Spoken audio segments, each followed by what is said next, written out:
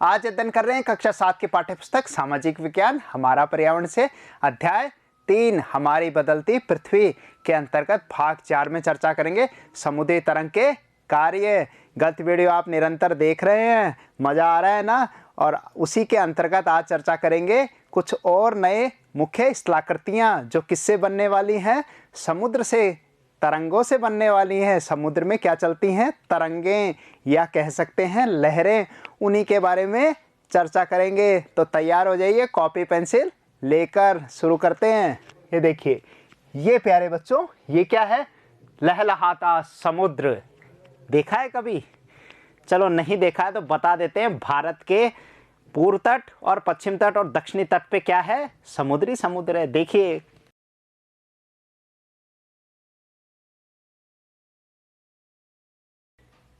ये आपका भारत का मानचित्र, ठीक है। अब आप इसमें देखेंगे, ये हमारा तटीय क्षेत्र है। यहाँ क्या है, अरब सागर, और ये क्या है, बंगाल की खाड़ी, और यहाँ क्या है, हिंद महासागर। अब प्यारे बच्चों ये देखो कि ये जो हमने देखा कि यानी कि भारत की जो प्रायद्वीपीय स्थिति है, वह स्थिति ये निर्धारित करती है कि हमारे पश्चिम में अरब सागर, पूर्व में बंगाल की खाड़ी और दक्षिण में हिंदुस्तान के नाम पर हिंद महासागर। एकमात्र ऐसा देश है जिसके नाम पे किसी सागर का नाम है, महासागर का नाम है। तो प्यारे बच्चों, अब यहाँ पर ये समुद्र जो है, ये समुद्र में क्या चलती हैं, लहरें चलती हैं। कैसे चलती हैं लहरें, ये देखो ऐसे चलती हैं। ये है, इस तरीके से क्या चलती हैं, लहरें चलती हैं। अब ये लहरें क्या करती हैं, जिस तरीके से नदी के बारे में हमने पढ़ा, नदी अनवरत बहती है और वो भी क्या करती है, अपर्दन का कार्य, परिवहन का कार्य और निक्षेपण का कार्य करती है। उसी की भांति समुद्री तरंगे भी क्या करती हैं, या लहरें क्या है, निरंतर गति करती रहती हैं, ये ठहरती नहीं है। ये देखो तट के ऊपर क्या कर रही हैं, ये देखो ये गति कर रही हैं और छपाक छपाक तट को क्या कर रही हैं, निरंतर चलती रहती हैं। अब सवाल ये उठता है कि ये तरंगे या लहरें गति क्यों करती हैं, क्या कारण है इसका? इसका प्रमुख कारण है, किसके कारण करती हैं, वायु के कारण। यानी कि जब जो वायु चलती है, पवन चलती है, उसके संपर्क में आने से ये उसके साथ साथ क्या करती हैं, गति करती हैं, और गति के परिणाम स्वरूप कई स्थलाकृतियों का निर्माण करती हैं। कौन कौन सी, ये देखिए, ये है प्रमुख स्थलाकृतियाँ जिनके बारे में आज हम विस्तार से अध्ययन करने वाले हैं।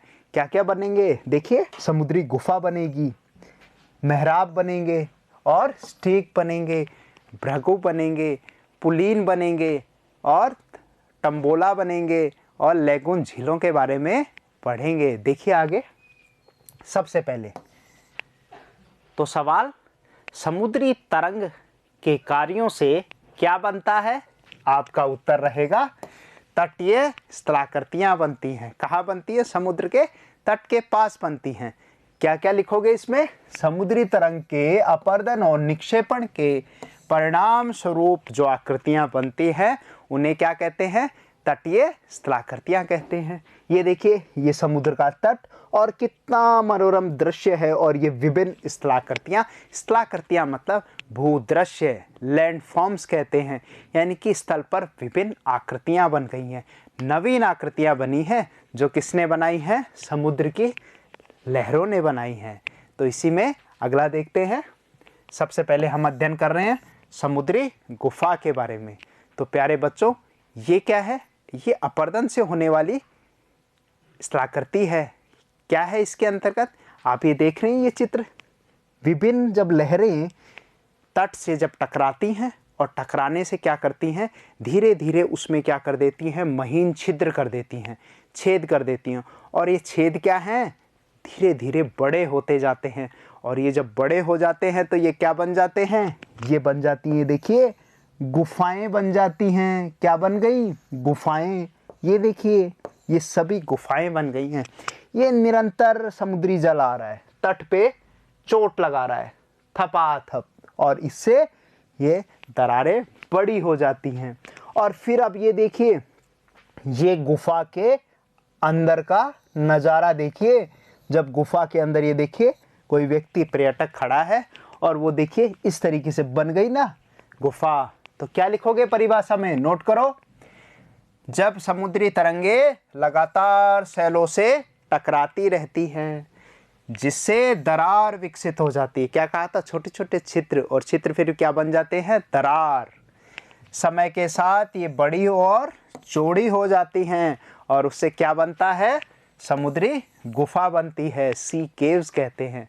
अब आगे देखते जाना, ये गुफा और नई क्या आकृति बनाने वाली है। देखिए जब ये गुफा धीरे धीरे और चौड़ी होती जाती है, इसके ऊपर का भाग क्या होता है, हट जाता है, बहुत विशाल हो जाता है। तो इतना सा बचेगा, तो अगला क्या बनेगा, तटीय मेहराब बन जाएंगे। ये देखिए वही गुफा थी, पूरी की पूरी क्या हो गई, अपरदित हो गई। अपरदित होने से सिर्फ, जैसे क्या होता है, बाई बारने देखे हैं अपने, बारने बनते हैं ना इस तरीके से, तो मेहराब वैसे क्या बन गए, मेहराब बन गए। किलों में भी मेहराब होते हैं, तो वैसे मेहराब बन जाते हैं। ये देखिए ये पूरा इलाका हट गया। पिछले चित्र में हमने क्या देखा था, ये इस तरीके से गुफा थी, अब इसका पूरे भाग का क्या हो गया, अपर्दन हो गया इसका, ये अपर्दन हो चुका है। अपर्दन होने के परिणाम स्वरूप ये भाग पूरा हटकर क्या बन गया, सिर्फ ये ऊपरी भाग खड़ा रह गया। तो ये क्या बन गए, ये बन गए मेहराब। देखिए इस तरीके से क्या लिखोगे परिभाषा में, समुद्री गुफाओं के बड़े होते जाने पर इनमें केवल छत ही बचती है। तो ये गुफाएं थी, गुफाएं क्या हो गई, और अपर्दन के कारण क्या हो गई, बड़ी हो गई, और बड़ी होने से सिर्फ ऊपर की क्या रह गई, सिर्फ छत रह गई। ये देखिए सिर्फ छत रह गई, ये सिर्फ छत इसके ऊपर की रह गई। तो क्या बन गया, उस आकृति का नाम क्या लिखोगे, समुद्री मेहराब। अब ये देखिए अपर्दन का कार्य रुका नहीं है और निरंतर चल रहा है। अब क्या करेगा, इस ऊपरी छत को भी क्या करेगा, अपरदित कर देगा। इसका भी क्या हो जाएगा, अपर्दन हो जाएगा। किससे, समुद्र की लहरों से। और लहरों से अपर्दन होने के बाद क्या बचेगा, सिर्फ देखिए आपके पास बचेगा स्टेक। ये देखिए वही आकृति थी, और अब इस आकृति में ये छत पूरी की पूरी ढह गई, और ढहने से आपके पास क्या बन गए, ये छत पूरी ढह गई यहाँ से, तो ये क्या बन गए, ये बन गए स्टेक। ये देखिए ये स्टेक बन गए। ये सब स्टेक आकृतियां हैं। क्या लिखोगे परिभाषा में, लगातार अपर्दन किससे हो रहा है, समुद्री लहरों के अपर्दन से। छत को भी तोड़ देता है और केवल दीवार बच जाती है खड़ी। ये देखिए दीवार, ये दीवार बच गई, और दीवार जैसी इन आकृतियों को क्या कहते हैं, स्टेक कहते हैं। देखिए ऊपर की छत पूरी टूट चुकी है, सिर्फ क्या बच गई, दीवार बच गई, और ये दीवार को ही क्या कहते हैं, स्टेक कहते हैं। अब ये तट के पास, ये जो तट है ये खड़ा तट है, यहाँ पर भी कुछ आकृतियाँ बनती हैं, तो उससे जो आकृति बनती है उसको क्या कहते हैं, समुद्री भृगु कह देते हैं। ठीक है, क्लिफ कहते हैं। क्या है, समुद्री जल के ऊपर लगभग ऊर्ध्वाधर उठे हुए शैलीय तटों को समुद्री भृगु कहते हैं।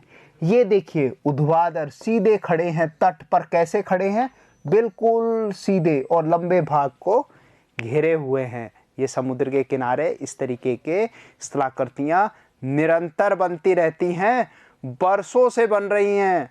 किसके परिणाम स्वरूप, समुद्री लहरों के परिणाम स्वरूप। अब रहे कार्य अपर्दन के पूरे हो गए। अब अपर्दन के बाद क्या कर रही है, अब निक्षेपण का कार्य भी करती है, मतलब महीन कणों को ले जाकर तट के समीप क्या कर देती है, जमा कर देती है। और जमा करेगी तो क्या आकृति बनेगी, देखिए बनेंगे समुद्री पुलीन, समुद्र के नज़दीक का तट, जिसको समुद्री किनारा भी कहते हैं, अंग्रेजी में बीच कहते हैं।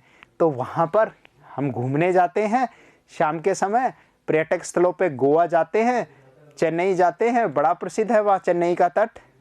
अब देखिए समुद्री तरंगे किनारों पर अवसाद जमा कर पुलीन का निर्माण करती हैं। अवसाद का क्या कर देती हैं, जमाव, यानी कि क्या हो गया, निक्षेपण हो गया। क्या हो गया, निक्षेपण हो गया। जमाव निक्षेपण है। तो ये देखिए क्या आकृति बन गई, ये देखिए ये क्या बन गया, ये समुद्री पुलिन बन गया। और कई बार क्या होता है, कोई द्वीप और द्वीप के पास भी क्या होता है, कुछ रास्ता बन जाए तो क्या बनेगा, देखिए उसको हम कह देंगे टोम्बोला। अच्छा सा नाम है ना, टोम्बोला। तट से किसी द्वीप को मिलाने वाली रोधिका टम्बोला कहलाती है। देखो ये तट है और तट के पास ये देखो निक्षेपित हो गया है, महीन कण आकर निक्षेपित हो गए और इसने इसको तट से क्या है, जोड़ दिया है। तो क्या हो गया, कनेक्टिंग बार, मतलब रोधिका जोड़ दिया है इसको, तो वो टोम्बोला कहलाएगा।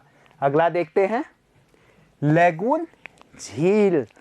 ये भी बड़ा सवाल ऐसा है जो कई बार पूछा जाता है, क्योंकि आगे आप जब पढ़ोगे कई बार लैगून का जिक्र आएगा। ये लैगून क्या होता है, ये ऐसा जल होता है, थोड़ा समुद्र का जल और थोड़ा नदी का जल दोनों आकर मिल जाए तो क्या बनेगा, लैगून जल बनेगा। कैसे, देखो जरा, ये भारत का समुद्री तट और ये उड़ीसा के पास थोड़ा सा घुमाव, ठीक है, उड़ीसा के पास थोड़ा सा घुमाव।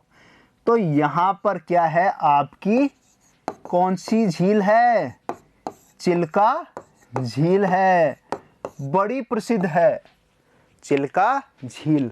तो अब ये देखिए थोड़ा यहाँ से क्या आ गया, ये तो नदियों का पानी आ रहा है इसमें और ये समुद्र का खारा पानी भी मिल रहा है, तो दोनों मिलकर क्या बना दिया, लैगून झील का निर्माण करते हैं। देखिए परिभाषा क्या है, जब दोनों छोर स्थल भाग से मिल जाते हैं तो इनके द्वारा घिरे हुए क्षेत्र में, जब छोर के तटों से मिल जाते हैं तो इनके द्वारा घिरे हुए क्षेत्र में समुद्री खारा जल लैगून झील का क्या करता है, निर्माण करता है। उदाहरण में बहुत सारे उदाहरण हैं, पर प्रसिद्ध उदाहरण है उड़ीसा की चिल्का झील, पुलिकट झील है, आंध्रा में वेमनाथ झील है, केरल के अंदर, ये कुछ प्रसिद्ध झीलें हैं जो लैगून के लिए विश्व भर में जानी जाती हैं। तो प्यारे बच्चों, आज का वीडियो पसंद आया? क्या पढ़ा, समुद्र की तरंगों से निर्मित प्रमुख स्थलाकृतियाँ जो अपर्दन से बनी और निक्षेपण से बनी। तो इसके नोट्स कॉपी में बना लेना। इसी के साथ नमस्कार, जय हिंद।